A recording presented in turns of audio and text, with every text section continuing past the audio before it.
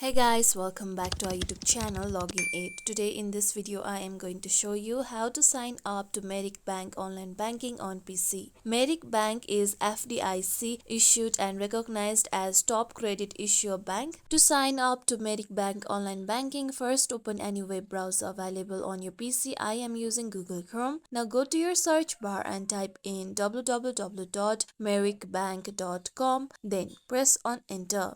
With this, you'll be taken to official website of Merrick Bank. Now here you can see the login box on the right side of the website. Scroll down, then you'll be able to see not enrolled sign up now option on the last. Click on not enrolled sign up now. With this, you'll be taken to sign up page for the online banking. Now here you need to follow all the steps. First, you need to enter your details exactly as they appear on your card. Now first enter your account number on the given box.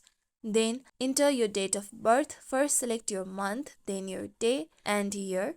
After this, enter the last 4 digits of your social security number on the given box.